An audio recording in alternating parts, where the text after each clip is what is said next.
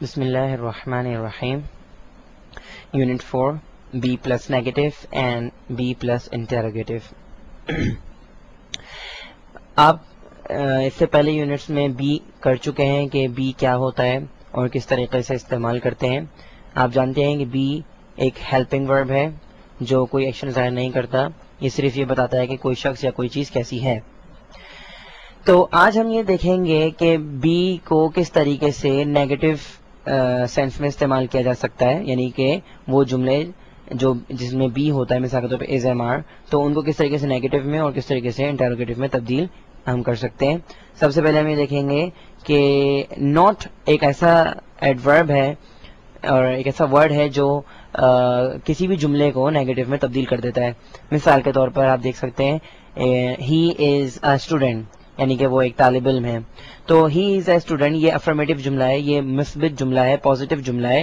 اور اگر ہم اسے نیگیٹو یعنی کہ انکار میں تبدیل کرنا چاہ رہے ہیں تو ہم کیا کریں گے اس کے ہم کہ بی کے بعد ہم کیا لگا دیں گے، ناٹ. مثال کے طور پہ آپ دیکھ سکتے ہیں he is a student, it's affirmative sentence یعنی کہ افرمیٹو جملہ ہے، اور ہم نے اس کو نیگیٹو میں تبدیل کس طرح کیا، ہی از ناٹ اے اسٹوڈنٹ یعنی کہ وہ طالب علم نہیں ہے.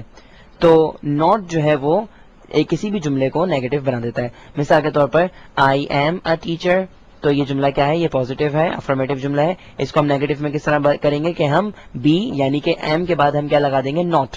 تو یہ بن جائے گا I am not a teacher یعنی کہ میں استاد نہیں ہوں. ذہن میں رکھیے کہ ناٹ جو ہے وہ ہی کے بعد نہیں لگے گا یعنی کہ سبجیکٹ کے بعد نہیں لگے گا، بلکہ وہ بی کے بعد لگے گا یعنی کہ ورب کے بعد لگتا ہے. ناٹ جو ہے اس کی جو پراپر جگہ ہے، جو پراپر پلیس ہے، وہ بی کے بعد ہے یعنی کہ ورب کے بعد ہے. نمبر 2 یعنی کہ to make a sentence interrogative. اگر آپ کو بی کے جملوں کو یعنی کہ کیا کرنا ہے، آپ نے کسی جملے کو اگر آپ نے انٹروگیٹو کرنا ہے یعنی کہ آپ نے سوالیہ بنانا ہے اس کو، یعنی سوال میں تبدیل کرنا ہے، تو آپ کو کیا کرنا پڑے گا کہ آپ جسٹ صرف ہیلپنگ ورب کو سبجیکٹ سے پہلے رکھ دیجئے. مثال کے طور پر یو آر اے اسٹوڈنٹ یعنی کہ تم ایک طالب علم ہو. آپ اس میں کیا کریں کہ یو آر کو جو ہے آپ یو سے پہلے رکھ دیں گے اگر، تو آپ کیا ہو جائے گا، وہ جملہ سوالیہ بن جائے گا یعنی کہ آر یو اے اسٹوڈنٹ، کیا تم طالب علم ہو. اسی طریقے سے شی از اے ڈاکٹر یعنی کہ وہ ڈاکٹر ہے.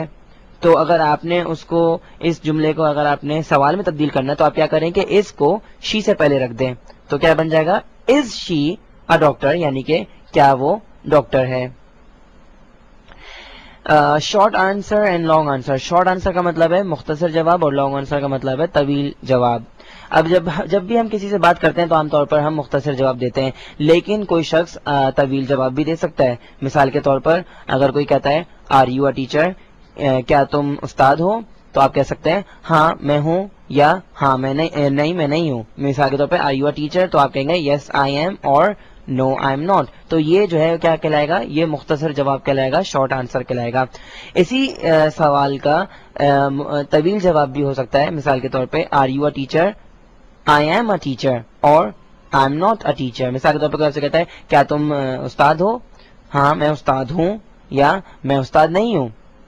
اسی طریقے سے نمبر 2 ایگزامپل کو دیکھیے، آر دے ایٹ ہوم، کیا وہ گھر پر ہیں، yes they are, no they are not, ہاں وہ ہیں نہیں وہ نہیں ہے. تو یہ ہاں وہ ہیں اور نہیں وہ نہیں ہے یعنی کہ یس دے آر اور نو دے آر جو ہے وہ شارٹ آنسر ہے، شارٹ رپلائی ہے.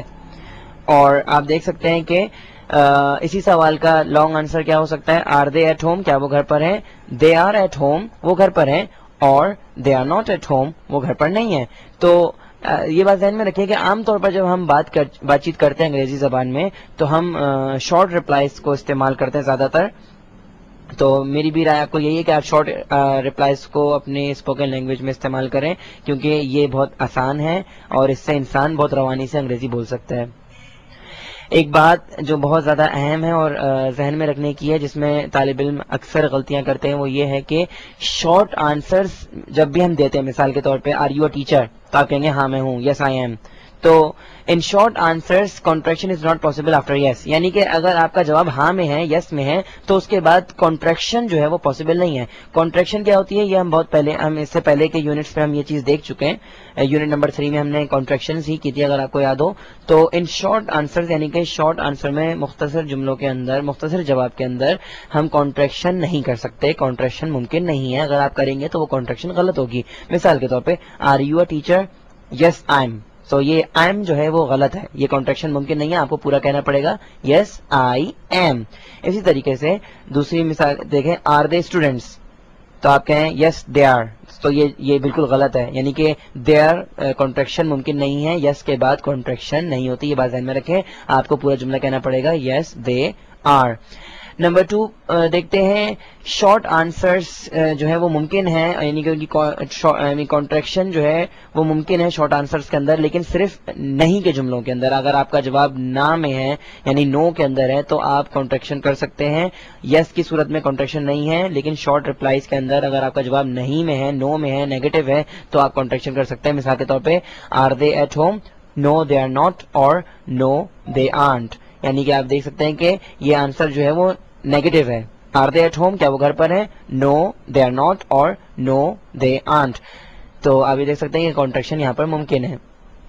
اب سوال یہ پیدا ہوتا ہے کہ یس کے جملوں میں کانٹریکشن کیوں ممکن نہیں ہے, اور نو کے جملوں میں یعنی کہ نو کے شارٹ ریپلائز میں کانٹریکشن کیوں ممکن ہے. اس کی وجہ یہ ہے کہ یہاں پر ہمارے پاس ورب کے بعد کچھ چیز نہیں ہے. یس کے جملوں کے اندر یس آئی ایم, تو آپ کے پاس آئی ایم کے بعد کچھ نہیں ہے, یعنی کہ آپ کے پاس کوئی چیز نہیں ہے, ورب کے بعد آپ کے پاس کچھ نہیں ہے, اس لیے یہاں پہ کانٹریکشن ممکن نہیں ہے. جبکہ آپ کے پاس نو دے آر ناٹ, تو آر کے بعد آپ کے پاس ناٹ موجود ہے, اس لیے کانٹریکشن ممکن ہے. اسی طریقے سے نو دے آنٹ, تو آر کے بعد یعنی بی کے بعد کچھ موجود ہے جو کہ ناٹ ہے, لیکن اوپر کے جملوں میں بی کے بعد کچھ بھی نہیں ہے, اس لیے آپ کے پاس یعنی کہ آپ کے لیے ممکن نہیں ہے کہ آپ کو کانٹریکشن کر سکیں. بس یہ بات ذہن میں رکھیں کہ یس کے جملوں کے اندر یس کے شارٹ ریپلائز میں کانٹریکشن ممکن نہیں ہے, جبکہ نو کے شارٹ ریپلائز میں کانٹریکشن ممکن ہے.